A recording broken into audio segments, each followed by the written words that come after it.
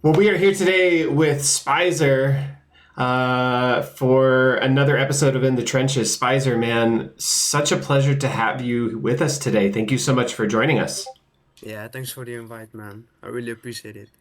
Absolutely, man. It's a pleasure. I want to jump right into it with you. Obviously, you've become pretty famous on the platform. You had a huge run recently. You turned about 160 bucks into almost six figs, which is just Yeah. so insane. And I'm really excited to kind of like hear about your whole process, how that happened. So I got a ton of questions prepped for you. I want to start with, can you walk us through the exact moment that $160 hit your account? What was your history in trading and what assumptions did you have at the time? Like, what was your plan? Okay, so first to give some context, I'll just go quick about my trading story. So I've been in crypto for like 6 years now. The first 3 or 4 years, I didn't really have an edge or anything. I had like a couple $1,000 and I was just like doing NFTs, random stuff. And then it was one day that really I just became aware of like that you can actually like find information in crypto and yeah, make money of it. So what I did, I found like a balance sheet of FTX, and there was like the token FTT. It was valued at the market price, but they had 90% of the supply, so it didn't make sense for the I think the English word for it is creditors. So I opened the short. I ended up closing it way too early, but yeah, after that, we all know the token crashed to nearly zero. So I missed out on a lot of money, but that made me like really aware of that. If you do like proper research, you are early, you can make a lot of money in crypto. Um, so after that, I just kept trading like meme coins and stuff. Um, I hit my first five figures. I think it was like 223, like around the era with like Punke, Scar. I think most in here remember that era. Then I decided to CTO use Scar, and then my port went from 10,000 to like 150,000. I didn't sell anything. I just put like countless hours into the CTO. I didn't sell anything. Then it went back down, and that's when I decided to try trading like tech coins. It was I think I just I went into trading right when the AI meta picked up. So I remember my first big win was ALG. And then in the next 3 months, I ran my port from like below 5x to a million, and that's where it topped. So from there it only went downhill. So I went into Vine. I did like oversizing. I was it was the first time I had so much money. I didn't know how to handle it. I learned a lot. I learned a lot from that. So I went all in on Vine, and then it went down. It went below six fix, and then I revenge traded my way to zero over the next couple months. So then we get to now. So what happened was I almost zeroed out, and I made a post on it on my X. Like I had $17 left, and I was like, um, I want to keep trading, but like $17, yeah, that isn't gonna cut it. So I was like, I'm good at editing, so I just like propose everyone reading this, please just send me a message if you wanna like have edits. And some guys DM'd me. I made like a couple $100. And then I don't know why I just stumbled upon FOMO and I decided to download the app. I really liked it and I decided why not like a challenge. Let's start with $160. Um, yeah, and my assumptions just in my mind were like just never give up. It's also in my banner on my X profile, like there are infinite chances. Like if you just keep trying and keep trying with like a direction in your mind, you'll eventually make it. That's what I believe. So you definitely had some experience with running it up before. That's interesting to know. I kind of didn't Yeah. realize that. Okay. So then talk to me about like the single constraint that mattered the most when you kind of kicked up this new FOMO account. You've got less than $200. What is the main thing that you're focused on with that amount of money to try and run it up? Okay. Okay, so I also trade different right now. So the thing is when you have like this little money, if you want to get like size, right now I'm in a play and I kind of just can lay back with size and I can just chill. But the thing was, I wanted to get back to size so quick that I started chasing everything. So I was just like, I need to make back this money like as fast as possible because I had seven figures before. I know how it felt like, and trading with like $100, it didn't make sense to me. Like also when I lost like $100 on a play, I went like basically all in. It didn't affect me emotionally because I knew I was gonna keep trying. But yeah, that's one of the main things that helped me back the most, like chasing like random stuff and just making up reasons in my mind, like why it should send. Like if someone was sending, was pumping, I was just going in, but for the sake of it. Um, so yeah, and what matters most to change that is like only buying A plus plus setups. So what I mean by that is when I find something, um, and I do research into it, like it has to be really really good before I enter, and that's when I started winning.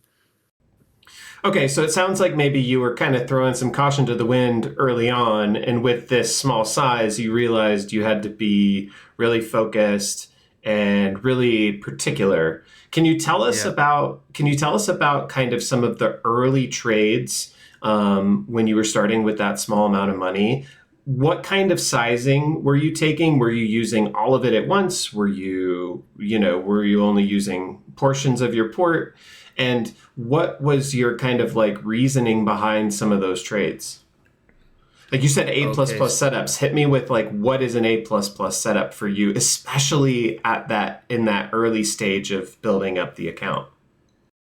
Okay, so for me, A plus plus setups, and that's what also I'm best at, and I believe where the most edge is in right now on the market, is finding good coins like very, very early. So for example, my first big win was it's liminal cash. It was a neobank. It launched and it basically dropped to zero.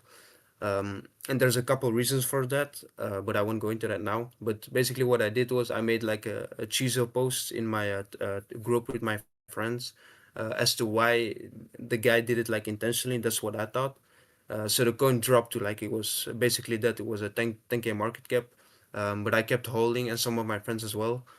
And then what I my Chizo thesis it turned out to be true. So the dev after that he even DM'd me like it was like wow we were spot on. And so that was my first like it was like I think a 200x or 100x with like yeah, I barely had anything in it like $20 or something. But yeah, that still went to like 2 grand. And that was the first big win. And then I just kept doing that. It was like just another confirmation for me like just don't buy random shit. Just buy like shit that you do actually research into and you actually believe in. So what I did was after that I hit machines. It was also a play. It was like I found it 15 minutes as a launch. I did research. I see it's a neobank launch done by a dev. I click on his X profile. I'll see like he has insane reputation, worked at some very reputable projects before, and so I decided to go all in again. And the next day I woke up with like 20 grand, So you and basically then went just like, okay, go ahead. I'm sorry. Sorry. yeah, yeah, go ahead, go ahead. Well, I was gonna say, so you essentially you waited until you found something that you were really stoked about, and you pushed. You went all in. You turned Yeah, 200 into 2 grand, and then you took the 2 grand, found another play that you really believed in, turned and 10x it. yeah, exactly. Okay, got it. So then, like, sounds like there's kind of like a, the what's the word I'm looking for here? Kind of like there is a method to how you do this. Yeah, like for me, that's the type of trading that works for me, mainly. So yeah, but it was also difficult because at the moment, when I was like basically at zero, I drove my mom's car into a pole, so I was like in debt as well, like 2 or 3 grand, and she kept telling me like to like find a job, find a job, find a job, but I was like, I knew somewhere in my mind that I was gonna make it with trading somehow, so I just kept focusing on being locked in 24/7. And on the side, I was kind of looking for a job, but not really. By the way, I'm student. I study at university, so just a student job. But yeah, that was also like some obstacle. Like every time I was trading, my parents came into my rooms, like telling me, "Are you trading again?" Blah blah blah. But that didn't necessarily make me feel bad. It just like only added more, how do you say, like more fuel to the fire. Like it just made me more motivated to try my best at it. Yeah, definitely.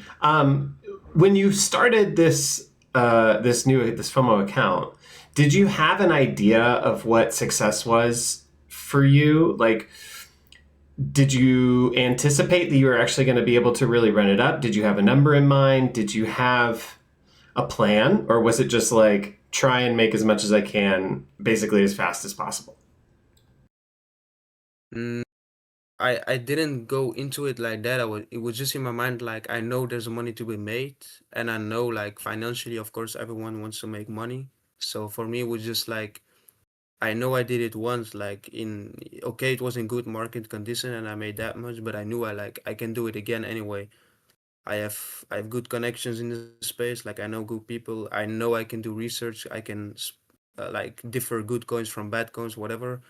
Um, so in my mind, I was just like, I need to get back like some size in my wallet so I can deploy it in like long-term plays, like take the stress off financially.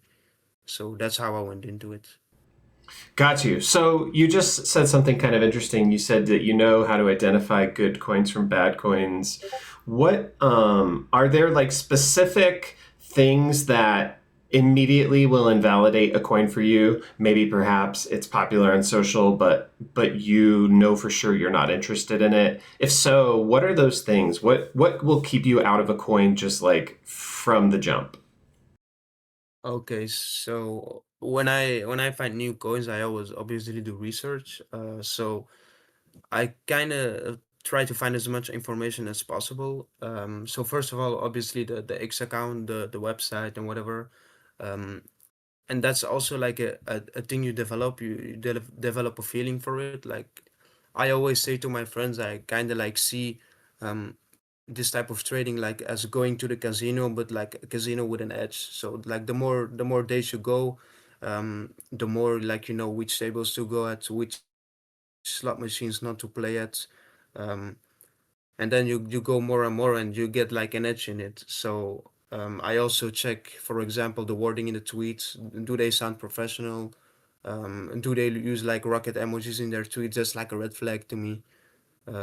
And I always also try to talk to the team because that's also one of the things I think people miss a lot, um, and just not engage in. Like, why not try? I just always try to DM the team and try to contact them and ask them questions, whatever. Most of the time they don't answer, but when they do, like it adds.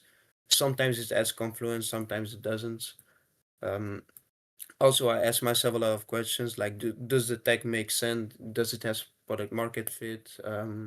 Would other traders buy this at a higher valuation? And yeah, it's like I try to get like a general view of the coin, and then I base my decision based on that. And it's just like a feeling you develop. Like you spend more time trading, you get a hang of it. And also one of my advice is if you like haven't got a clue what you're doing, just trade with little amounts. Like just put the rest on your bank account. Don't even put it on a crypto account. Try to DM as many people as you can. And yeah.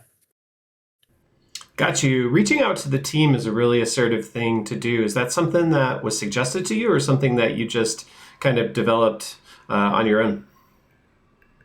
Kind of developed on my own because I knew from back in the AI meta, it all started with like if I find coins early, I always like to search up the ticker on X. So and that's also one of the things I advise people to do is like if you want to find gem accounts like people with 300 followers, that's where the real alpha is at, as they say. I always try to search the ticker on X if like I'm in a coin early and see who has already posted about it. And that's what I did in the iMeta. Like I found people like they were posting about a coin 5 minutes after it was out with like a almost a thread of information. I was like, how do they even do that? And then just DM'd them and started asking questions. That's also how you network with people. And some of those guys really gave me a lot of confidence in being in coins early, like conviction, and to make me held it. And that's yeah, some of those guys I still know to this day and still talk to. So yeah, networking is That really a key thing in this space. Yeah, totally. That's brilliant, man. Good on you for doing that. Are there specific market conditions that have to exist for you to get into a trade? And are there specific market conditions that you will just completely avoid trading, even if you find something that you think is interesting? No, but it definitely affects my trading. In my mentality, like prices go up every single day, prices go down, and trades spawn every single day. So, but yes, with good market conditions, ceilings are higher, and like even bottom tier sloppy runs, if you know what I mean. For example, in the IMETA, you hypothetically you had like 50 runners a week. Right now, you have like maybe five. So it's definitely harder right now, but I wouldn't say the window of opportunity has closed. So I still trade. Just right now, I am lucky that yeah, I wouldn't, I don't know if you can call it lucky because, of course, I'm a good trader, but I always like to think there's some luck involved in it, just being at the right place at the right time. But that also comes with, yeah, being online 24/7. So, yeah, I'm just lucky I went into a play right now. Also want to talk about it if you guys want to, like CPT, and I'm just going to chill in that one for now. Got you. You said that you specifically avoid when founders or people who are CTOing a coin are like putting rocket emojis and things on their tweets. Is there anything else like that is a red flag for you that, whether it be like specific trends or specific traders, is there anything else that it'll just cause you to immediately avoid something? Okay, so like, for example, if you are trading for a while, like there are certain metas popping up, like for example the X for 402 meta with agentic payments. Like there were a lot of LARPs, and you can always, if you are there from right in the beginning, you can see certain website they use like templates, so the websites look very generic. The wording is also like very, how do you say, like AI generated and stuff. Also things I look like, I don't know how to really word it, but like the certain type of posts, it's just a feeling you develop over time. Like, are they, how fast are they handling stuff? Like, if they launch, are they purposely doing things that a LARP would do, or aren't they? And I can't really find examples right now, but yeah, that's what I do. Got it. So I want to go back to talking a little bit more about the run from 160 to six figures. I'm curious, does it come most from timing, from selection, from sizing, or from aggression? And how long did it take you to develop that edge? Um, I think it is not like a timing. It's like a mix of all of that. So uh, edge comes from valuable time spent in the casino. Uh, yeah, that's what I think. So like if you spend time in the casino, the more time you spend, like with a direction in your mind, like that you actually want to learn, and you, like people say, write it down, journal, but I didn't do that at all. Like if you just can keep it in your mind and you can learn, like just not forget things, I think that's also a thing that works for you. So yeah, it's mostly a mix of all of that. How long did it take you to kind of understand that you had a real edge and also maybe to trust in the edge that you developed? Um, to understand I had an edge was, yeah, obviously my run from like 8K to a million. Then I understand I had an edge, but like on the other side, after the drawdown, it was like I was like more thinking, yeah, maybe it was a bit of luck, like everyone was making so much money, this and that. But now I made it like from $150 to, yeah, almost six figures. Like that's the moment I really like, yeah, how do you say in English? Like I think of myself that I have an edge. Yeah. Good enough for me. So we know that your initial couple of positions on that run were kind of like all in. You kind of 10x'd and then 10x'd again. Yeah. Once you were at that 20 grand, were you still pushing all in, or did you adjust your position sizing logic as your account balance grew? Okay, so I'll answer this question, and then after this one, someone in the chat has a question. I'll answer that one after this.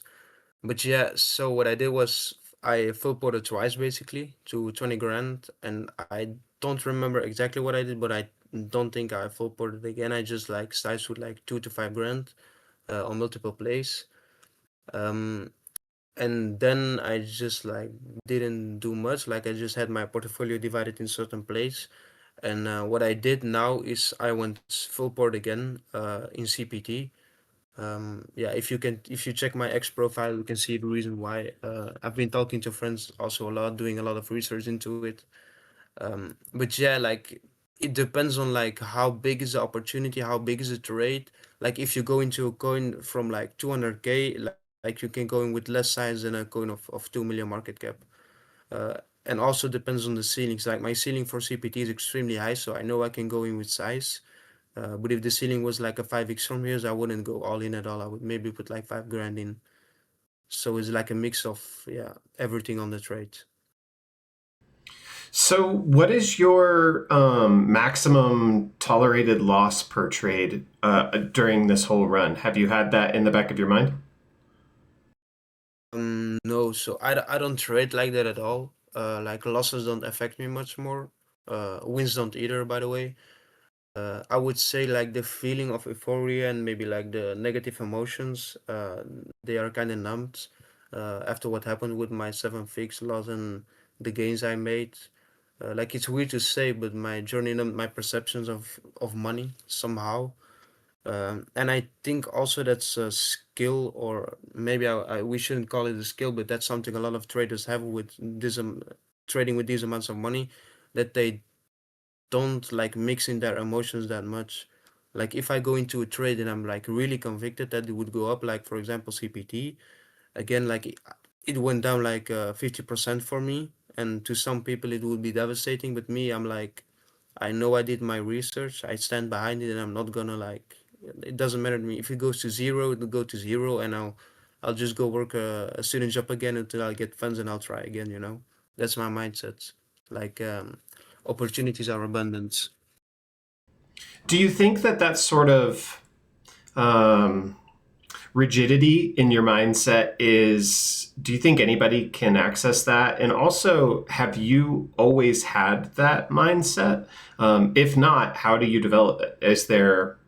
Do you have a practice? Do you meditate? Do you play sports? What do you Mm, do? What do you do to get your mind there? I would not say it's like a thing you get from one day on another. I think it's something you develop over time. Um, I've been doing this for like years now, and I think like people that start, they have to go through it, you know. Like I remember like vividly like the first 2 years when I was trading, I was really trading with emotions. Like I put a leverage position like with $200. It went up like 20%. I was like in a state of euphoria. It went down 50%, or yeah, I hit like my liquidation. I was like feeling fucked up for the whole week. So that's just a thing that changed over time. I didn't do any particular stuff for that. It's just the more you trade, the more like these things in your brains get activated, like the euphoria emotions, the negative emotions, they get even like it numbs over time. That's what I think at least. Just like time spent in the casino, it'll go from itself. Gotcha. That's So my kind of, opinion. so like kind of each trade, you slowly develop that sort of mental rigidity. Yeah, I think so. Got it. What is the difference between being wrong and being early, and how can you tell which one you are? Um, I think how you feel in the trade, like if it goes down, I'm like 99% convinced that I want to buy more, versus if it goes down and I'm like instantly starting to doubt my own conviction. That's when I usually know like when to, if I should exit or not. Um, for example, again, like CPT goes down, the only thing that pops up into my mind is buy more, buy more, buy more. Versus if I'm in a let's say a random meme coin, buying it, I think it's bullish, it should go up, and then it goes minus 50%, and I'm like, well, maybe I shouldn't have bought it. There's like a reason, like I shouldn't be in that trade, you know? Got it. Yeah, that makes sense. You've mentioned a little bit that you at times have done some revenge trading. I'm curious, like, Yeah. what does that feel like to you? What do you do when you're revenge trading, and how is it different from when you're thinking clearly and executing exactly how you envision? Okay, so I'm just gonna be honest in this, like, and I think also other traders have this type of phenomenon. So what happens is when you get on a winning run, like I hit like 5 trades in a row, like all 10x, 20x, or at least in profit, you develop like a God complex, if you know what I mean. Like you start thinking every research you do is good, every coin you find and you do research into is good, because like also there's coins that I do research into and I generally believe they should go up, but then it doesn't work out, you know, and that's a problem. When you're on a winning streak, that's what happens to me at least. I start oversizing and I start develop like a God complex, like not in the sense of like how I'm doing to my friends or my family, not that, but just in trading. So I think I'm like a very good trader, like insanely perfect one, let's say, and then it's not that I think it, but like it affects my trading like indirectly. So yeah, that's what's happened. Like I put most of my portfolio into CPT, and then I kept a bit on my FOMO to trade with, and I ended up losing all of it just because I was like chasing things that I didn't have an edge in. For example, BB, the meme coin from Binance. I went into it, but it's like a coin. You don't know whether Binance is gonna tweet about it or not. And my edge lies in finding tech coins early. So yeah, that's a Got it. mistake of mine. So it's all about kind of staying in your lane then.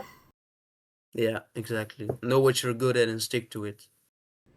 So would you say that that's your most common like execution error that you'll make is kind of getting this God complex as you say and then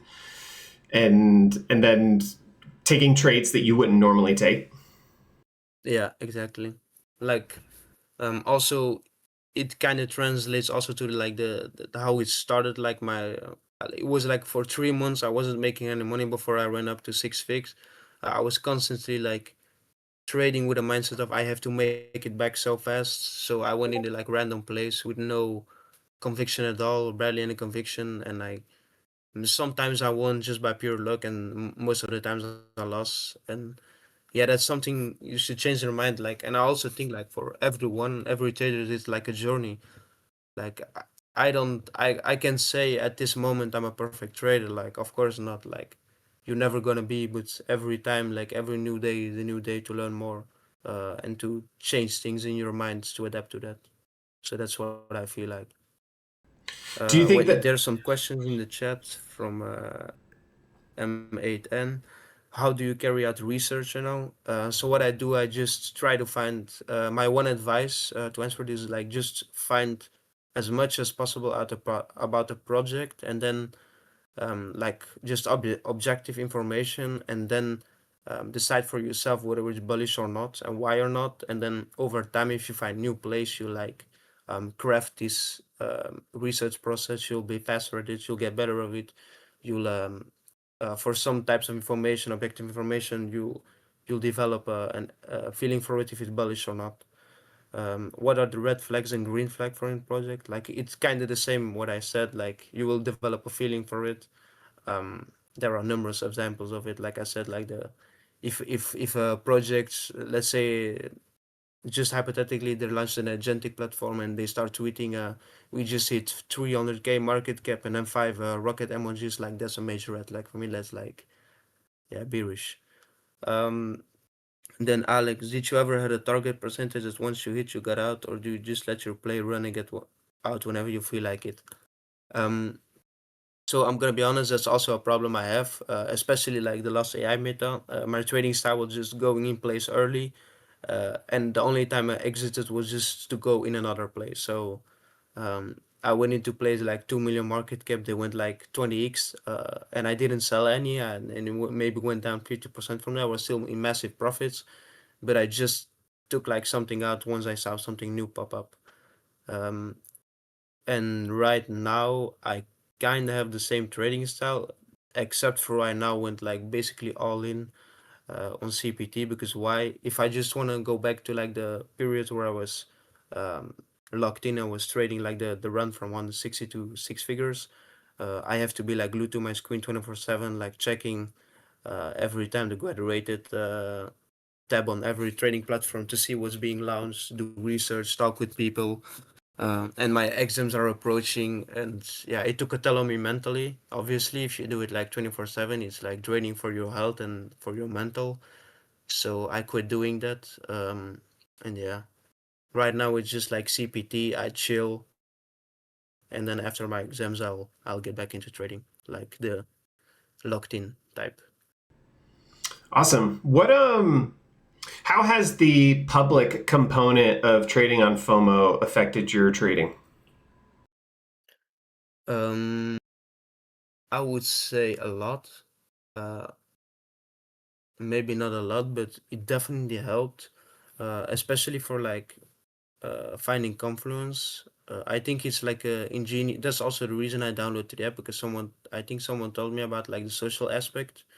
That you can like tap on coins and then you see below it, you see like other traders in it, you see their confluence, you see how much they're putting in, where they are taking profits. So if I would be a newcomer, I would definitely download FOMO and just look at what the top traders are doing. Like not per se the ones who are making the most profit, but the ones who are the earliest in coins and like get the most profit, like percentually wise.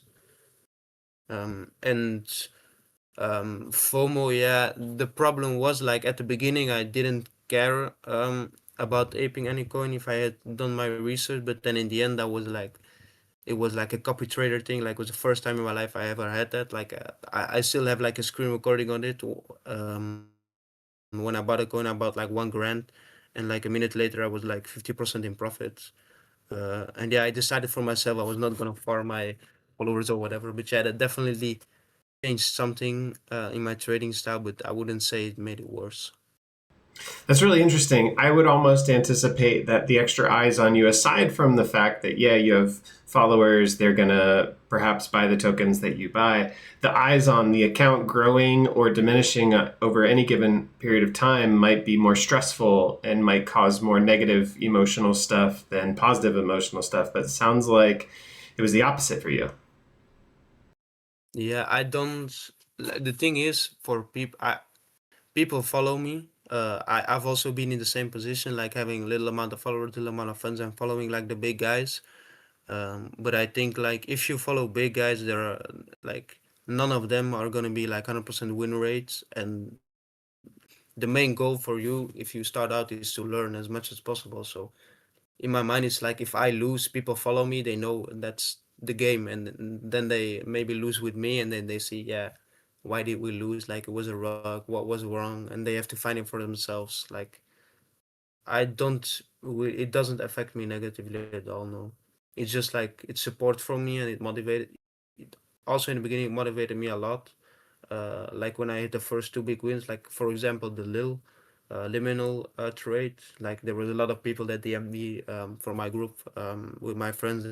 They were saying like, "Yo, thank you so much," because they went in with like obviously a little bit more than me, and they made good money. So that's what motivates me a lot, and yeah, it keeps me in the game. Can you tell me a bit about your close trading friend group? You know, like maybe not who these people are, but the role that they play in your trading life, and you know how you found them, and how you think about building like a team of people to trade with. Okay, so obviously my group changed a lot. Like from last year in the AI meta, I still am in some groups. Um, Obviously, I think I'm in like in Telegram, I'm in like five really good groups right now, and that's one of the main things you should improve in as a trader, like finding a good groups of people and DMing them or trying to get in their groups, just talking to them. And it's also a thing like people say to me, yeah, but they're never gonna let me in. Just if you start trading, like if you find coins early, post your thesis, post it on X, and then after that DM people, and then they say, look, I found this coin earlier. This was my thesis. This was a reason. And that's also what I do for my group. So I have a group of myself. And the people that are in it are mainly like people I find on X, and I like their trading style. So if I find a new coin early, again, what I said with the gem accounts, I see people like with little amount of followers posting about it, and I like their reasoning, their way of thinking. I just DM them and say, "Hey, I like your posts. I want to add you to my group." And most of the time they say yes, and then they're in. Yeah, That's awesome, man. I applaud your ambition when it comes to, going out there and talking to people. It's such a it can be a difficult thing to do if you're shy, if you're young and yeah, you're new to this. Um, yeah. At the beginning, I was especially shy. Like in the beginning, first 2 years, I would have never done this. Like this is also the first time I think I speak in something public, but yeah, that's also something you develop over time. Like the first time DMing people, it's like you don't know what to say, and then I think when I was CTO in used car, I DM'd like 500, 100, 200 calls, and I still talk to some of those. So yeah, definitely network with people. yeah, for sure, man. And I'm so honored that this is your first time speaking publicly with anyone. This is so cool to have Yeah, you. Um, thank you.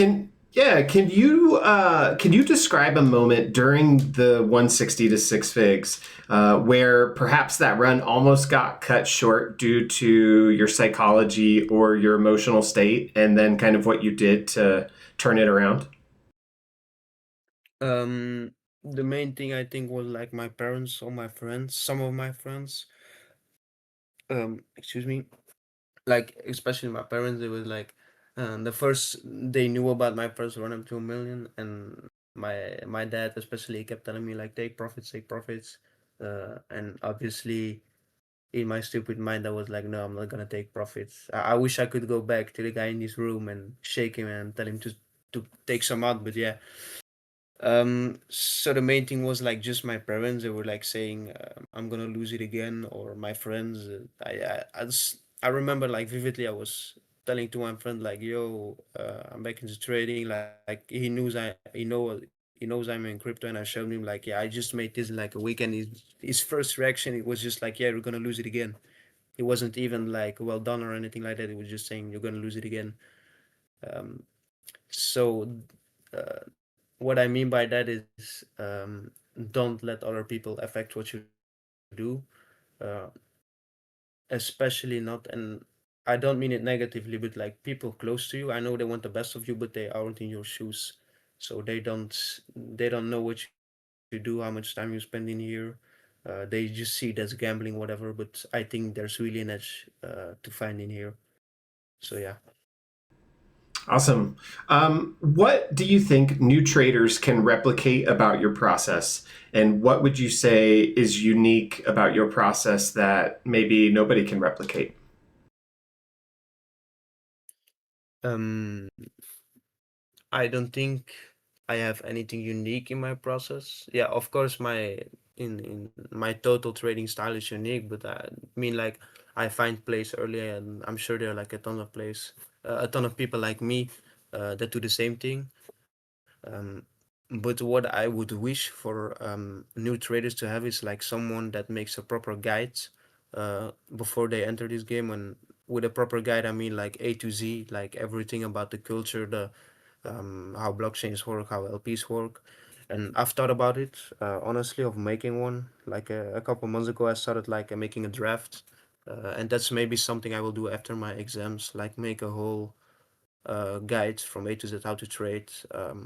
What's like from everything like how to spot scams, how Telegram works, how networking works, and put it on YouTube and everywhere. Oh, that would be amazing, dude. I think my team would be really interested in chatting with you about that. So we'll have to Yeah, talk more. I know we've got something yeah, coming out. We've put something together, kind of like a 0 to 1 for traders. That's gonna like an educational course that's going to be coming out, but we want to build that up for sure. So we'll have to chat offline about that. Um, yeah, of course. what has been the biggest mistake that you've made in your trading life? The biggest mistake, probably when I was at my girlfriend's. Funny story. It was like 3 or 4 a.m. and I think it's like a guy. It was like a Twitter group chat with some guys who found Alg early. and they were chatting about Vine, and they were like showing me all the posts from Russ and like the Twitter team members. And I knew like I had to go home because I had to like grab my crypto account was there.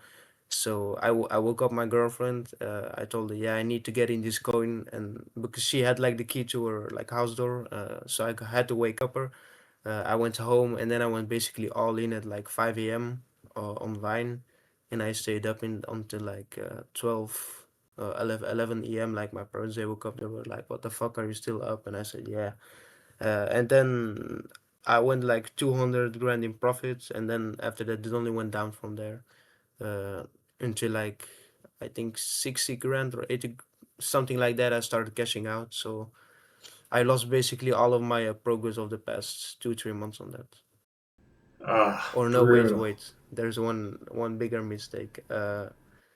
I think it was Friday, and I was like basically for like 2 months straight. I was like my sleep schedule was fucked. I was going to sleep 5 6 a.m.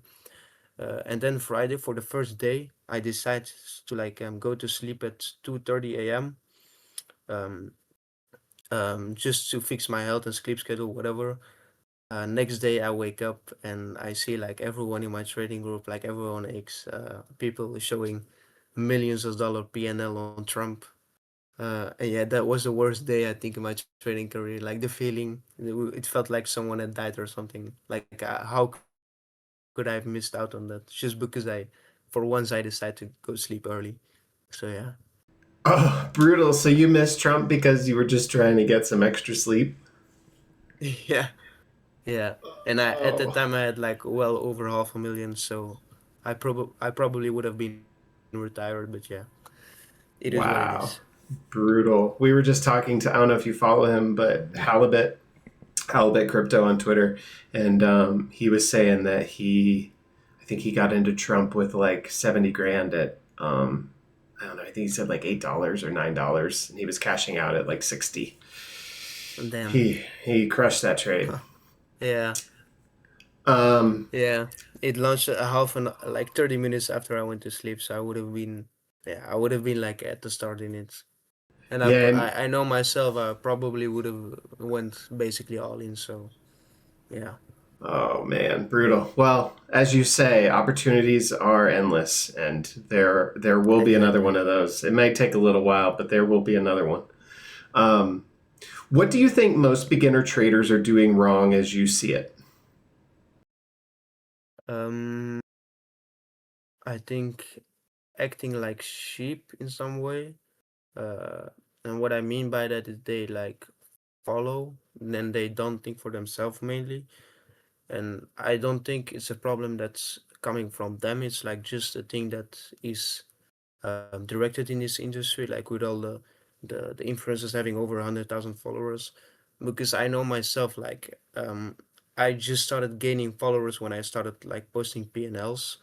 And I know there are some big influencers who have like over six-figure followers, and they just got famous because of one or two plays where they were really early and they started posting P&Ls and they gained so much followers. And the problem is there that people then months after, years after, they still follow them in trades, but they aren't necessarily a good trader because they got lucky once or twice, and they made an insane amount of money. So I think that's wrong there. So people should like develop their own trading style, think for themselves, and develop it over time, and not rush things. So, and that's also a problem. As I said, I still had months ago, probably I still have today, like chasing trades, chasing narratives, spinning up narratives in my head that aren't there, like making a coin in my head better than it is, objectively, like back bias, as they say. Um, so yeah. How can you tell the difference between a real good narrative and your in your head spinning up the narrative, bag buys? Um, in the moments, it's really difficult. Like I remember when I was like buying AI coins, and I really thought like, yeah, this is gonna be going to billions. It's gonna change the industry, whatever. But like, if you look at it like right now, you're like, yeah. no way that was gonna happen. Like they are starting a business from zero, and you expect them to like deliver the product in a couple weeks time. That doesn't make sense at all. Or to scale a company from zero to billions in like a month or two, three. Um, which yeah, in the moment, I don't know if you can like find it yourself. It's like really hard to do because yeah, it's a thing backed by people. If you see, if I see people in coins right now, even I see it with other top traders. They're in a coin, and I'm like, yeah, no way that's gonna blow up. And then they write like a Bible on their X profile as to why it's gonna blow up. And then I think to myself, yeah, that's not gonna happen. But yeah. Gotcha. What would you do different if you were starting with $160 today in the market environment that we're in? Oof. I'd probably do it the same way, but I don't know if I could have the patience for it again, like not chasing trades. Because as I said, like in the good market conditions, like for example, last year there were like 50 runners a week. Maybe when I had $160, there were five a week, and then maybe right now there's one a week. So it's definitely harder.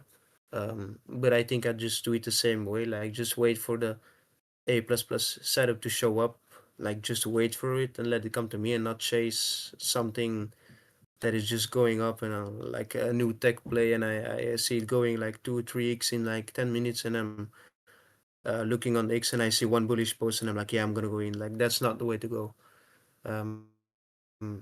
But yeah, right now I can't do it because I got my exams coming up and if I want to be in that state again, I have to be locked in like 24/7. So yeah, I can do that. Got it. I want to give the crowd a moment to get any last questions in. I've only got a few more for you, so I want to make sure that if anybody has any questions for Spyzer, please post them in the chat. We will make sure to hit them. Yeah. While we're waiting on that, though, what do you think is the cost of chasing viral P&L stories like yours? What do you mean by that?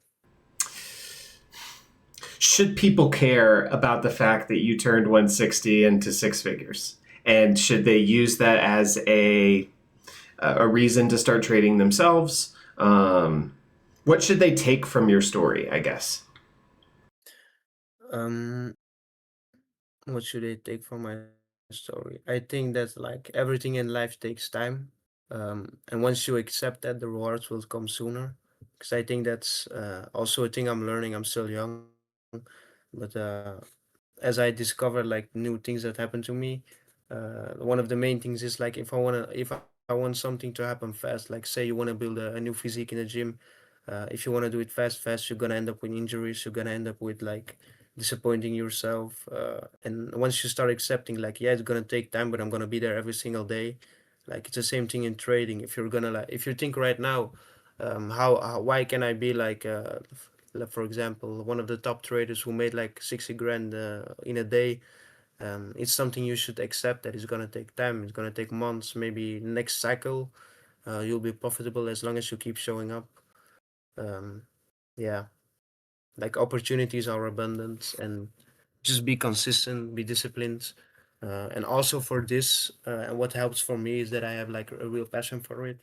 It's an obsession I have with this game. Like if I didn't have that, I would have been profitable at all. I would just probably log in once a week or once every 2 weeks and buy random shit. And yeah, So you have to be obsessed, you think? yeah. I don't think you have to be. You have to be either obsessed or you have to be insanely disciplined to journal your trades, to be here every day, like put yourself through it. Because I know like most people I talk to in Telegram groups, they are obsessed. Like I see them there every single day, no matter what. Right. Do you journal at all? No, I don't journal. Okay. Never. I've tried it, but I've done it for like two trades, and I was like, why am I doing this? I can Not just. But like I think also that's something that's different for everyone. uh, Everyone is unique. If I say right now you shouldn't journal, that isn't true at all because like you gotta think for yourself. Maybe just try it, and if you like it, if it works for you, you should continue. If it doesn't, try something else. Yeah, I can get behind that for sure. Well, last question for me is how are you feeling about crypto right now and going into 2026? Obviously the majors have been struggling for months. Do you feel like this is going to continue? Are we in a bear market? Where's your head at for crypto next year? Um, I'm a perma bull, as I say. Like, I'm very bullish on where crypto is to go because obviously, if I just look at my friends and like the people around me, once they hear one word about crypto, also if I talk to like people that don't know I'm in crypto and I say I'm in crypto, their phrase instantly goes like, they think it's a scam, they think it isn't the way to go. Um, but yeah, I'm very bullish on crypto. I see teams launching stuff, for example, Liminal. I've talked to the team. They're doing very cool stuff with the neobanks, Avicii. Um, Another one is CPT, the one I'm in right now. It could be like a unicorn in the making.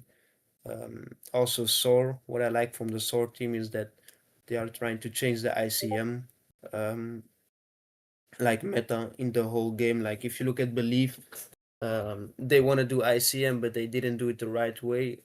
And what I also think, like from back in the AI meta, uh, an example is if I buy a coin and I see they posting like, yeah, 5% is locked, the default 10%. People are okay with that, but once the dev owns like 20-30%, people start like complaining, and to me that doesn't make sense at all. Because like if you trust in the team to work on the coin to make it go up, you would trust in the team to own more, to like own whatever percent they want. Because like if you buy into a coin and dev holds like 5 or 10%, and the next day he rocks, you're gonna wake up to zero. If he holds 60%, 90%, and he rocks, you're gonna wake up to zero. So to me, it doesn't make sense. And so then again, like with SOAR, what they're doing, like putting equity on chain, giving you access to like early stage companies. To me, like all those things are like very exciting, and like yeah, I think we're still at the start of what's coming, and like the next couple of years are gonna be very interesting, especially with the institutional adoption. I've had this mindset since like a couple of years ago when they started talking about ETFs. I don't know how long it was ago, but yeah, the institutional rails, as they say, are getting set up right now. Trump is doing so much stuff in administration for us to make a better ecosystem. So yeah, in general, I'm very bullish. I don't mind price. Awesome. I love your attitude, man. Do you have any last words Thank for you. specifically for kind of like young new traders? Um, my advice would be like find your edge, uh, keep logging in every single day, especially talk to people. That's one of the main things that will help you go far in this space. Because if you gotta do it alone, it's boring and it's way harder. So that's one of the things. Just DM people, start talking to them, where they're from, how old are they, uh, get to know them. Because I know right now, if I make like a good amount of money, like I'm definitely gonna meet up with some of the friends I just met through crypto. I've known them for like years, and yeah, it could change your life. So just have an open mindset. Everything is possible. Like you can be a millionaire next year. I'm not saying you're gonna be, but don't limit yourself to if I make $1,000, it's gonna change my life. No, you can make like an insane amount of money to retire your bloodline. Everything is possible. I That's love, what my advice would be. I love it. Spyzer, man, thank you so much for your time today. This has been such a great chat. You've given us tons to think about, and you've inspired me quite a bit. So, Yeah. um, Thank you for the invite, Jason. I appreciate it. yeah. And thank you for everybody for tuning in. I hope everybody has a great rest of your day. Spyzer would love to have you on sometime next year and talk about, what's going on with CPT and where your head's at. Okay, perfect. Thanks everyone for tuning in. I really appreciate it that you guys took this time to listen to me. Yeah. See you It's guys our next time. it's our pleasure, brother. You have a good one. Everybody have a good one, and we'll see y'all again soon. Yeah. Bye, Bye. guys. Bye.